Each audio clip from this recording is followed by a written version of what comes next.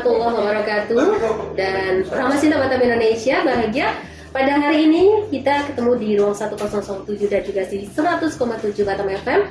Dan hari ini saya akan berbincang dengan Komisi 4 DPRD Kota Batam. Di mana hari ini pada tanggal 16 Februari 2022 itu juga dilaksanakan rapat paripurna di mana ada inisiatif dari Komisi 4 untuk menyampaikan ranperda tentang dana bantuan operasional sekolah daerah bagi satuan pendidikan yang diselenggarakan oleh masyarakat di Kota Batam. Nah, kita ingin mengulik lebih jauh lagi apa alasan, apa latar belakang sehingga Komisi 4 memberikan inisiatif ini untuk kepentingan pendidikan di Kota Batam. Oke, kita langsung kenalan dengan beliau. Yang pertama adalah Bapak Dr. Andes Ides Madri, MM. Beliau ini adalah Ketua Komisi 4 DPRD Kota Batam. Selamat sore, Pak. Selamat sore. Assalamualaikum warahmatullahi wabarakatuh. Waalaikumsalam warahmatullahi wabarakatuh. Dan beliau didampingi oleh Bapak Aman SPD MM. Dan selamat sore, Pak. Assalamualaikum. Waalaikumsalam warahmatullahi wabarakatuh. Oke, kita ingin ngulik lebih jauh, Pak. Tadi kita sudah sama-sama menyaksikan bagaimana usulan itu. Sebenarnya juga disampaikan latar belakang bahwa ada namanya Permendikbud nomor 6 tahun 2021 yang akhirnya menjadikan inisiatif DPRD Kota Batam. Mohon latar belakang dulu, Pak. Baik, selamat sore. Yang pertama tadi memang kita sudah melakukan rapat paripurna terkait dengan penyampaian usulan dari Komisi 4. Jadi sebelum sampai ke sana, saya mau sampaikan sedikit terkait dengan perda. Yang namanya perda ada ranperda, rencana peraturan daerah. Ranperda itu terdiri dari dua. Yang pertama dari inisiatif DPRD, kemudian perda dari pemerintah Kota Batam. Nah, kebetulan tadi paripurna ada dua penyampaian dari wali kota terkait dengan perubahan untuk kesehatan puskesmas, perda nomor 7. Nah, kemudian juga ada usulan inisiatif dari Komisi 4 terkait dengan dana bantuan operasional sekolah. Nah, awalnya kami dari Komisi 4 merencanakan sebuah peraturan daerah terkait dengan bantuan operasional daerah.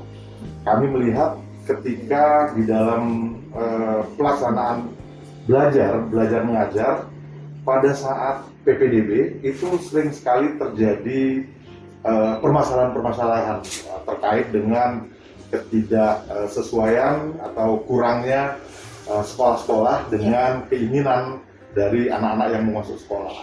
Nah, pada saat itu kita mengusulkan bagaimana kalau dipaksakan semua anak-anak sekolah masuk ke sekolah negeri, nanti kedepannya malah sekolah swasta jadi kosong. Betul. Nah, ketika kita masukkan untuk ke sekolah swasta, kemudian terkait dengan masalah pembiayaan. Yang namanya sekolah swasta itu identik dengan sekolah. Tadinya kami berharap adanya perhatian dari pemerintah untuk bisa memberikan sumbangsi terhadap sekolah-sekolah swasta dengan harapan sekolah swasta juga bisa memberikan kontribusi balik kepada pemerintah dalam hal ini untuk anak-anak yang kurang mampu itu bisa ditanggung, bisa free karena sesuai dengan aturan bahwa untuk wajib belajar itu 9 tahun SD dan SMP.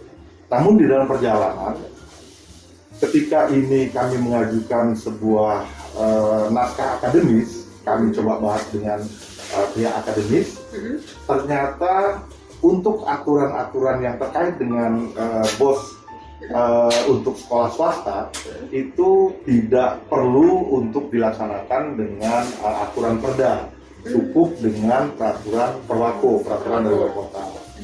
Namun ketika di 2021 itu muncul sebuah Permendikbud nomor 6 tahun 2021 yang ternyata di dalam salah satu pasal di dalam Permendikbud itu ada menyatakan bahwa salah satu syarat untuk mendapatkan dana BOS tersebut harus minimal sekolah tersebut punya 60 siswa per 3 tahun terakhir. Oke. Nah kemudian Pak, apakah di Batam ini ada yang kurang dari kuota di dalam Permendikbud tersebut? Baik, ternyata setelah Dinas Pendidikan melakukan penelitian, itu ternyata ada 23 sekolah SD, setingkat SD, Ya. dan 35 setingkat SMP yang ternyata siswanya tidak mencapai 60 siswa, sehingga otomatis kalau merujuk kepada undang-undang Permendikbud tadi, nomor 6 tadi, pasti sekolah tersebut tidak bisa mendapatkan dana BOS dari pusat, BOS reguler. Nah, ruang ini yang kami melihat harus diisi oleh pemerintah daerah, karena kewajiban pemerintah daerah untuk memberikan jaminan pendidikan kepada masyarakat, khususnya untuk SD dan SMP. Oke, saya ke Pak Aman dulu. Silakan. Pak Aman mungkin juga sering turun ke konstituen gitu ya Pak, atau mungkin ya nggak konstituen juga, kalau konstituen hanya satu dapil saja, mungkin juga sudah keliling di Kota Batam. Betul. Kenapa bisa ya 23 SD dan juga 35 SMP yang ada di Kota Batam itu mendapatkan siswa kurang dari 60 selama 3 tahun tadi ya Pak ya. Nah, apakah ini karena kebijakan yang memang sebenarnya Pemko Batam dan DPRD ini berpihaknya luar biasa ya kepada masyarakat Kota Batam, sehingga penambahan ruang kelas untuk SD negeri, SMP negeri itu diadakan, sehingga apakah ini dampak dari semua itu atau memang ada penyebab lain, misalnya kemampuan masyarakat memang tidak mampu untuk sekolah di swasta? Baik, Mbak, terima kasih.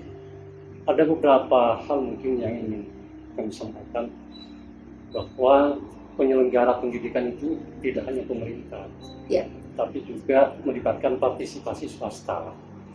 Oleh karena itu, maka ketika swasta berpartisipasi dalam menyelenggarakan pendidikan untuk masa depan bangsa ini, maka juga harus diapresiasi oleh pemerintah. Memang benar, kami melihat setiap tahun bahwa ketika PPDB, maka mayoritas orang tua siswa itu ingin memasukkan anaknya ke sekolah negeri. Karena kita pahami bersama bahwa sekolah negeri itu tidak berbiaya. Dan seperti itu, paling tidak ada uang SPP dan uang bangunan yang akan dibayarkan. Sementara di sisi lain, sekolah swasta tentu dengan operasional yang ada di sekolah swasta membutuhkan uang gedung dan juga uang SPP setiap bulannya untuk operasional sekolah swasta. Nah, dengan banyaknya anak orang tua, maksud saya, yang menyekolahkan anaknya ke sekolah negeri, maka secara otomatis akan berdampak terhadap sekolah swasta. Bahwa banyak sekolah swasta yang satu rombel hanya berisi mungkin boleh saja cuma 5 orang, 10 orang dan sebagainya. Ini kan sangat memprihatinkan. Oleh karenanya maka Komisi 4 sebagai bentuk kepeduliannya terhadap penyelenggara pendidikan ini berinisiatif untuk membuat perda ini. Sesungguhnya di awal kami membahasnya sangat komprehensif itu. Jadi memang ada produk daerah yang bisa mensupport anak kita, khususnya yang usia sekolah dasar gitu ya. Itu dari berbagai sisi biaya bisa disupport oleh APBD. Tetapi tadi sudah dijelaskan oleh Pak Ketua Komisi 4 Pak Ismatri bahwa ada aturan Permendagri ini nomor 6 tahun 2021. Walaupun kami berharap bahwa juga ke depan Permendagri ini bisa dirubah kembali gitu, sehingga kita bisa lebih luas, bisa luas untuk memberikan dukungan ya dari alokasi anggaran dari pemerintah Kota Batam. Nah, tadi yang Mbak sampaikan betul sekali. Jadi ketika pemerintah Kota Batam setiap PPDB menampung seluruh anak-anak kita yang usia SD SMP untuk masuk semuanya ke sekolah negeri tanpa melihat kembali kualitas penyelenggaraan proses belajar mengajar di sekolah, maka ini juga menjadi permasalahan yang krusial. Kita lihat saat ini di beberapa sekolah itu satu rombel itu bisa berisi 40 siswa, lebih dari 40 siswa. Padahal Permendikbud itu mengatur kalau untuk sekolah SD maksimal 28 siswa, untuk sekolah SMP satu rombel itu maksimal 32 siswa. Itu baru proses belajar mengajar akan berlangsung dengan baik. Baru guru bisa menguasai kelas, yang pada akhirnya adalah kualitas pendidikan kita akan naik. Nah, saat ini kualitas pendidikan kita terdegradasi secara kualitas, menurun gitu. Nah, oleh karena itu maka pemerintah perlu memberikan perhatian serius. Jadi tidak ditumpuk semua di sekolah negeri, tapi memberikan stimulus lah kepada sekolah-sekolah swasta dengan dana dari APBD, mensupport juga anggarannya untuk bantuan operasional sekolah swasta gitu. Oke. Kembali ke Pak Ides. Nah, untuk bantuan operasional sekolah ini, apakah nanti mengacu kepada bantuan BOS item per itemnya? Atau sebenarnya dari Komisi 4 sendiri sudah ada kisi-kisi. Kira-kira apa saja yang nanti masuk di dalam Ranperda ini, Pak? Ya, terima kasih. Artinya memang kita tidak boleh lepas dari aturan di atasnya. Ya. Jadi kalau memang nanti kita terbitkan ini disetujui oleh pemerintah akan kita buat menjadi perda, nanti tentunya kita akan coba memasukkan aturan-aturan dari BOS sebagai nomenklatur untuk di dalam pelaksanaan perda kita. Tentunya mengacu input dana BOS dari pusat, baik itu reguler, afirmasi, kinerja. Nah, kita akan masukkan itu sebagai nomenklatur. Tentunya untuk mengisi kekosongan yang tadinya diisi oleh BOS dari pusat, inilah gunanya daerah. Nah, kita juga berharap dengan misalkan dengan kemampuan keuangan daerah mencukupi, mungkin kita bisa lebih. Karena tadi seperti yang disampaikan oleh Pak Aman juga, bahwa yang namanya BOS dari pusat itu sifatnya hanya stimulus. Jadi sebenarnya kewajiban dari pemerintah daerah lah untuk bisa bertanggung jawab penuh terhadap penyelenggara pendidikan yang ada di daerah. Nah, berangkat dari situ ya, Pak ya. Ini kalau punya anak 1 atau 2 itu gampang, tapi kan anaknya banyak nih. Yayasan pendidikan nggak hanya yang 25 dan juga 23 dan 35. Bagaimana nanti apabila ada respon nih dari penyelenggara pendidikan yang lain, kok kami nggak diikutkan mentang-mentang kami dapat BOS? Kira-kira sudah ada dalam pemikiran dari bapak-bapak kita dan bapak ibu kita yang ada di Komisi 4? Jadi sebenarnya BOS itu tidak dikasih per orang, tapi tetap untuk belanja operasional sekolah BOS. Jadi nanti dihitung berdasarkan jumlah siswa. Jadi ketika dia udah masuk di dalam satu sekolah tersebut, maka dihitunglah itu menjadi sebuah hitungan yang untuk bisa diberikan dana BOS tersebut. Oke. Sudah melakukan survei yang 23 dan 35 ini rata-rata ada di mana, Pak? Hinterland kah? Mainland kah? Ya, sebenarnya dari angka 23 dan 35, 23 untuk SD dan 35 untuk SMP itu sebenarnya data yang kami dapat dari Dinas Pendidikan. Jadi kami sendiri sih belum sampai melakukan titik-titiknya di mana, penyebarannya di mana. Tapi memang kita mengetahui bahwa di Batam ini tingkat penyebaran sekolah, tingkat berdirinya sekolah dengan jumlah masyarakat itu tidak sinkron. Artinya begini, artinya misalkan di Kecamatan Lubuk Baja, Kecamatan Lubuk Baja itu kita punya SMP cuma 1. Negerinya cuma 1 SMP, berapa SMP yang di BCS itu ya. Nah, artinya kan kalau dulu ketika di sana banyak pemukiman, artinya akan menjadi sebuah permasalahan.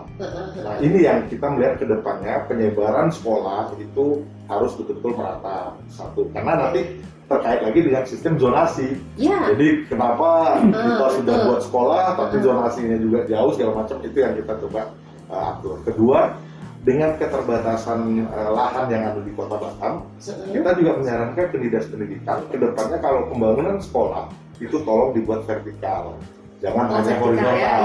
Karena tempat kita sangat terbatas. Kemudian Pak, tadi apabila nanti disepakati ini, ya mudah-mudahan ya, karena kan ini baru usulan. Boleh juga dong dibagi kepada masyarakat. Betul. Tidak semuanya yang mengetahui prosedur sampai ujuk-ujuk jadi perda itu seperti apa. Sharing-sharing dikit nih untuk masyarakat Kota Batam. Ya, jadi izin Muhammad ya. Jadi gini, ketika mekanisme dari sebuah perda, ketika usulan baik itu inisiatif dari Pemko maupun inisiatif dari DPRD, itu tetap kita minta pandangan dari pihak Pemko atau DPRD. Jadi ketika usulan itu dari inisiatifnya dari DPRD, maka kita minta pandangan dari Pemko terhadap usulan dari DPRD. Ketika itu usulan dari pemerintah kota, maka pemerintah kota minta pandangan dari DPRD. dalam hal ini seluruh fraksi untuk memberikan pandangan terhadap usulan tersebut. Ya. Nah, ketika misalkan usulan tersebut sudah disetujui, maka akan bersama-sama dibuatlah dalam bentuk pansus. Jadi pansus itu ada tim pansusnya panitia khusus dari DPRD, ada juga tim panitia khusus dari Pemko Batam. Siap. Jadi berdua itulah yang nanti merumuskan rencana perda tersebut.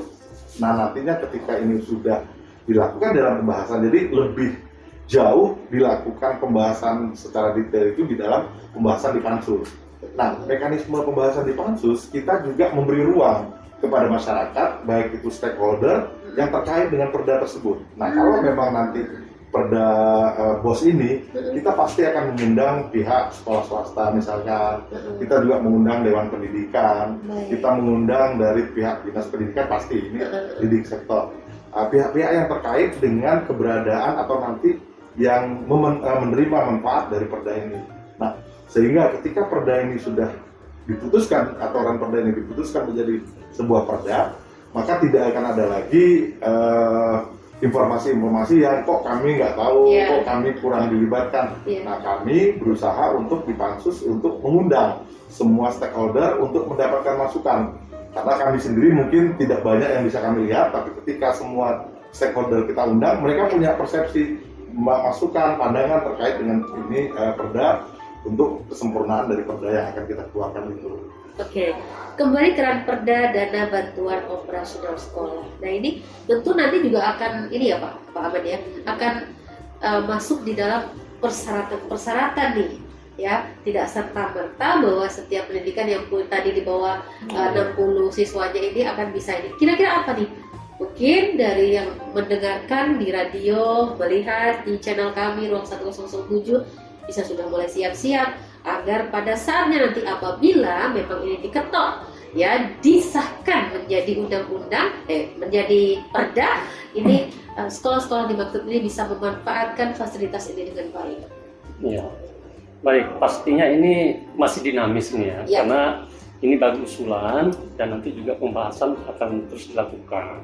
Dan mudah-mudahan seperti yang disampaikan oleh Dr. Sinta tadi, Pak Dides, bahwa perda inisiatif DPRD ini juga akan disetujui oleh pemerintah Kota Batam sehingga nanti maju pada tingkat pembentukan pansus untuk dibahas dan kemudian menjadi perda gitu ya. Dan kami yakin ini disetujui karena pendidikan ini merupakan kebutuhan dasar masyarakat, ya. Betul. Dan Batam juga sangat membutuhkan ini sebenarnya. Nah, ketika sudah ada payung hukum yang berupa perda, maka pemerintah Kota Batam tinggal nanti kemudian mengimplementasikan, melaksanakan perda ini. Nah, kemudian apa saja kira-kira persyaratan nanti atau kualifikasi sehingga penyelenggara sekolah, dalam hal ini yang diselenggarakan oleh masyarakat, katakanlah swasta, bisa nanti menerima BOSDA atau bantuan operasional sekolah daerah, begitu. Nah, tentu selain pembahasannya dinamis, paling tidak beberapa hal mungkin yang harus dipenuhi adalah yang pertama ada kerjasama antara sekolah swasta tersebut dengan pihak pemerintah kota, itu sudah pasti, gitu ya. Dan kemudian yang kedua adalah ada keringanan biaya, harus memberikan keringanan biaya terhadap anak-anak kita, bagi orang tuanya yang tidak mampu, yang anaknya mau disekolahkan sekolah swasta tersebut, gitu. Itu beberapa hal mungkin ya. Kemudian juga pastinya secara nasional ada persyaratan juga bahwa sekolah tersebut harus melaksanakan upacara bendera di setiap hari Senin misalnya. Nah, kan ada sikap nasionalisme juga yang harus ditaati, harus dipatuhi oleh sekolah tersebut. Pastinya nanti akan berkembang dan banyak persyaratan yang lain. Dan itu persyaratan itu mudah dan bisa dilaksanakan semua oleh sekolah-sekolah swasta tersebut. Mudah-mudahan ini angin segar ya Pak ya. Oke. Nah, kalau kita bicara, karena kebetulan mumpung saya duduk dengan Komisi 4 yang memang membidangi pendidikan, kesehatan, hari ini memang 4 banget ya. Bagaimana keperpihakan DPRD? Tentu DPRD dengan fungsi penganggarannya begitu. Kita tahu, kalau saya tidak salah, kalau salah saya mohon dibenarkan, keperpihakan anggaran ini juga diberikan kepada sekolah-sekolah swasta juga selama ini dengan memberikan insentif kepada guru-guru, betul atau tidak Pak? Atau mungkin sebenarnya ada hal-hal lain yang sudah dilaksanakan oleh pemerintah Kota Batam. Dalam hal ini waktu itu tentu ada rembukan dulu dong dengan antara pemerintah dengan DPRD Kota Batam. Bapak. Baik, jadi kalau memang apa yang sudah dilakukan oleh pemerintah daerah dalam hal ini mungkin Pemko dan DPRD, maka itu sudah jelas ke beberapa sekolah swasta juga pemerintah daerah dengan segala keterbatasan keuangannya juga selalu memberikan insentif guru swasta. Kalau guru swasta itu tetap dilaksanakan. Jadi memang setiap tahun pemerintah juga selain dengan amanat 20% tadi, pemerintah juga selalu melakukan yang namanya insentif, memberikan insentif, kemudian juga mengupdate. Ya, termasuk juga setiap tahun hampir ada penambahan ruang kelas baru atau mungkin sekolah baru gitu Pak? Iya, itu pasti. Jadi ketika memang kalau Renja itu dari pemerintah, usulan dari pemerintah, maka Dinas Pendidikan mengajukan ruang-ruang kelas baru terkait. Nah, tapi kami pun ketika kami DPRD reses, kemudian ada Apa yang kira-kira sering dicurhatkan ke nah, bapak-bapak dari masyarakat curhatnya itu apa gitu loh? terkait Pak, sekolah kami kurang kelas segala macam. Nah, kami pun dengan pokir yang ada pada kami pun menyalurkan bahwa di daerah ini perlu penambahan RKB ruang kelas baru, dan itu alhamdulillah bisa dilaksanakan. Ada nggak catatan dari bapak-bapak? Kira-kira kecamatan mana nih yang menjadi headline dan perhatian bapak-bapak tingkat, karena kita bicara Kota Batam berarti ini dalam kewenangan SD dan SMP, SMA di provinsi kan. Jadi kira-kira kecamatan-kecamatan mana yang memang nanti harus menjadi perhatian lebih ini, baik itu oleh DPRD, baik itu penganggaran tahun depan ya. Kalau tahun ini kan sudah diketok, sudah semuanya tinggal dilaksanakan. Nah, penganggaran tahun depan 2023 ada headline apa nih dari Komisi 4? Ya. Tadi juga disampaikan bahwa salah satu kenapa kita menginisiasi ini karena dana BOS yang ada dari pusat itu mereka tidak membedakan hinterland dan mainland. Oh, baik. Nah, padahal Dinas Pendidikan pada tahun 2018 kalau nggak salah kerja sama Universitas Pembangunan Indonesia yang dari Bandung, pendidikan UPI, itu ternyata mereka menghitung kalkulasi biaya, itu ternyata anak SD, anak SMP yang ada di hinterland dengan yang ada di mainland itu berbeda. Sementara nilai dana bosnya itu sama. Jadi lucunya tadi kalau di hinterland itu kalau dihitung kekurangan angka, kekurangan biaya, kalau di mainland malah kelebihan. Oh, karena dari pusat itu cuma tahunnya blek satu Kota Batam gitu. Nah, mungkin di tempat kita nanti Perda ini lebih menspesifikkan yang tadinya kekurangan di dana, yang tadinya kita lihat ada kekurangan, yang mungkin kita tutupi dengan artinya masih membuka celah, tidak hanya yang kriteria 60 siswa tadi, tapi masih ada kesempatan untuk yang memang sudah dapat dana BOS, tetapi itu tidak cukup. Terutama yang di hinterland tadi, ya. Tapi tentunya dengan kemampuan keuangan daerah. Tapi kita sudah menyiapkan payung hukumnya.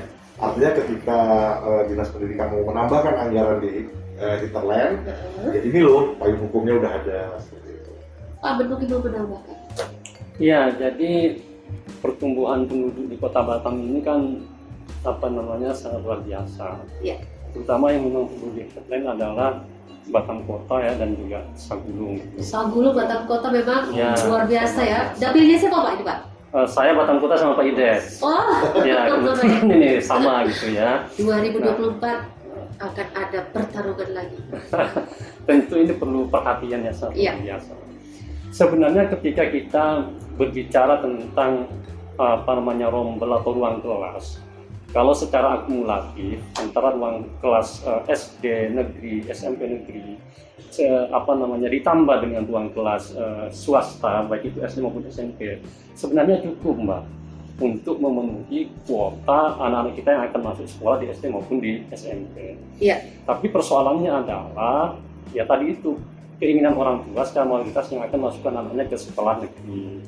Nah, sementara di swasta kosong. Nah, oleh karena itu fokus kami tentu Komisi 4 ini bagaimana betul-betul pemerintah Kota Batam itu punya payung hukum untuk memberikan dana BOSDA itu kepada sekolah-sekolah swasta. Sekolah swasta ini sebenarnya juga sekolah juga yang punya kualitas sungguhnya. Cuman karena memang berbiaya, itu orang tua tidak mampu masukkan anaknya sekolah swasta dengan biaya yang tinggi itu.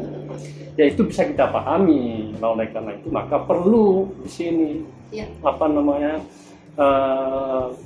kebijakan ya yang kita buat itu yang pada akhirnya nanti akan mendorong pemerintah untuk memberikan dana BOSDA itu kepada sekolah-sekolah tersebut. Nah, insya Allah kalau ini dilakukan, maka orang tua yang tidak mampu juga akan bisa memasukkan anaknya ke sekolah swasta yang terdekat dari rumahnya. Iya. Nah, saat ini ketika bicara zonasi, karena di tempat itu, di wilayah itu tidak ada sekolah negeri, gitu ya. Sementara yang ada sekolah swasta yang biayanya juga tinggi, maka terpaksa anak harus sekolah ke negeri yang jauh. Padahal salah satu filosofis dari diaturnya zonasi itu adalah agar anak itu bisa sekolah di tempat yang terdekat gitu. Aksesnya lebih mudah, dari sisi jarak tempuh lebih cepat, kemudian dari sisi keamanan juga lebih aman, kan seperti itu. Nah, sementara tadi disampaikan oleh Pak Ketua, Pak Ides, bahwa ternyata sebaran sekolah di Batam ini kan tidak merata sekolah negeri kita itu. Di satu titik banyak, di titik yang lain minim gitu loh, sehingga ini aksesnya tidak bisa mudah secara yang kita bayangkan dengan sistem zonasi itu. Nah, hal inilah bisa ditutupi oleh sekolah-sekolah swasta. Ketika anak-anak yang bisa sekolah sendiri disupport oleh dana BOSDA gitu, sehingga biayanya tidak terlalu tinggi ketika anak tersebut mau masuk sekolah swasta. Orang-orang tua kita bisa masukkan anaknya ke swasta itu. Dari sisi kualitas sekolah akan lebih meningkat, gitu kan? Dari sisi akses juga akan lebih mudah, daya tempuhnya lebih cepat, dan anak kita juga lebih aman dan lebih nyaman. Nah, itu yang kita harapkan seperti itu. Baik. Tanpa terasa kita di sesi terakhir, 5 menit terakhir ini. Ya, bicara pendidikan memang tidak akan ada habisnya ya Pak ya. Oke, dari Pak Ahmad dulu. Apa yang Bapak harapkan dengan diusulkannya Perda Dana Bantuan Operasional Sekolah atau dana BOSDA ini? Iya. Yang pertama, kami ini anggota DPRD juga menurut Undang-Undang Nomor 23 Tahun 2014 tentang pemerintahan daerah. Kami sama-sama penyelenggara pemerintah daerah. Oleh karena itu, kami ini merupakan satu kesatuan dengan pemerintah untuk mendukung visi misi juga Pak Wali Kota kita. Kan? Nah, maka itu bahwa pemerintah itu dianggap akan berhasil, ketika bisa menjawab dua hal. Dan hal ini Perda itu sama-sama diusulkan. Dua hal itu adalah kebutuhan dasar masyarakat. Betul. Pendidikan, satu kesehatan. Pendidikan, dua kesehatan. Gitu. Jadi dengan adanya Perda inisiatif DPRD ini, Perda ini, BOSDA ini, kita berharap tadi semua anak di Kota Batam ini bisa mengakses pendidikan dengan layak. Gitu. Semuanya, tidak ada anak Batam yang tidak bisa sekolah gara-gara tidak punya biaya. Gitu. Nah, ketika semuanya ini bisa dipenuhi, akses pendidikan sudah lebih luas, anak-anak juga semuanya bisa masuk ke sekolah dengan baik, bisa belajar dengan baik sesuai dengan konsep pendidikan yang berkualitas itu tadi, maka ini salah satu indikator bahwa pemerintah daerah itu berhasil lah. Nah, oleh karena itu, mari kita fokus ini dengan pendidikan ini. Ya, insya Allah sekali lagi pemerintah Kota Batam juga akan serius ini. Ya, apalagi nanti kalau sudah ada payung hukumnya.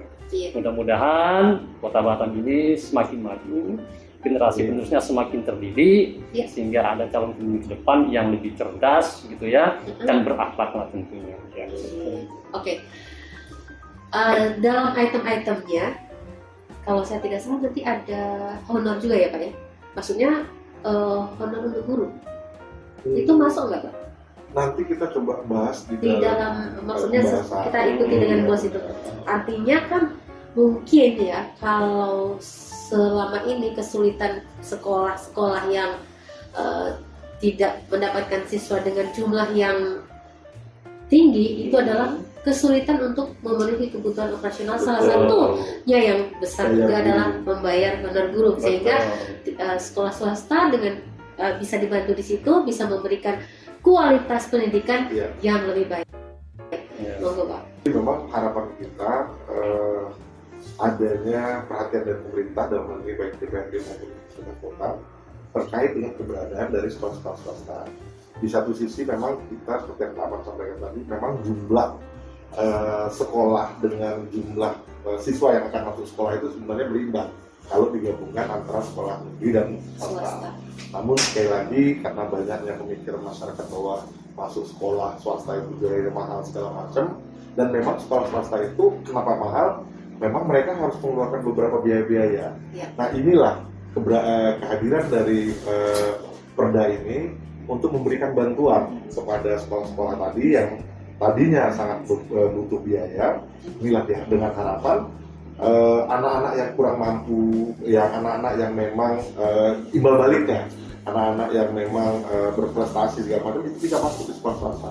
Jadi kita juga mengimbau pada masyarakat Batam, ya jangan takut lagi nanti kalau memang ini udah ada, jangan takut lagi nanti masuk ke sekolah swasta terdekat. Jangan hanya fokus pada sekolah negeri. Kenapa? Karena sekolah swasta juga ternyata biayanya tidak terlalu mahal karena ada bantuan. Kemudian juga mutu pendidikannya juga bagus. Daripada kita paksakan untuk masuk di sekolah yang ruang di dalam rombel itu sampai 30, 40, apalagi ini 2 tahun terakhir ini ya terbantu oleh COVID juga ya, jadi permasalahan pendidikannya tidak terlalu ini. Tapi PPDB itu juga kita berharap ke depannya masyarakat juga bersama-sama untuk bagaimana peduli terhadap pendidikan yang ada di Batam. Baik Pak, mudah-mudahan perjalanan dari usulan Perda ini berjalan sukses, lulus, karena tadi ada tahapan-tahapan yang harus dilalui sampai nanti diketuk lagi. Kalau sudah kita ketuk, kita on air lagi nanti. Baik. Kami juga ingin mengawal ini, ya. Mudah-mudahan juga mendapatkan respon yang baik itu dari pemerintah Kota Batam dan juga masyarakat. Karena ujung-ujungnya kan masyarakat ini yang diperjuangkan untuk mendapatkan fasilitas dari Perda ini adalah untuk kepentingan masyarakat secara luas. Oke, terima kasih Pak Ines, terima kasih Pak Ahmad. Baik, Ramasida Batam Indonesia, untuk Anda semuanya, kita baru saja mengikuti bincang-bincang dengan tema kita hari ini adalah Perda tentang dana bantuan operasional sekolah daerah bagi satuan pendidikan diselenggarakan oleh masyarakat. Terima kasih untuk kebersamaan Anda. Kita harapkan mudah-mudahan perjalanan dari Perda ini berjalan dengan baik, berjalan dengan lancar, kemudian nanti akan menjadi Perda yang tentunya bisa membantu dunia pendidikan, terutama kali ini adalah memperjuangkan yayasan-yayasan pendidikan swasta yang tentunya juga berperan dalam mencerdaskan kehidupan masyarakat dan kehidupan anak-anak Kota Batam. Terima kasih untuk kebersamaan Anda. Sampai ketemu di sesi berikutnya bersama dengan DPRD Kota Batam. Wassalamualaikum warahmatullahi wabarakatuh. Selamat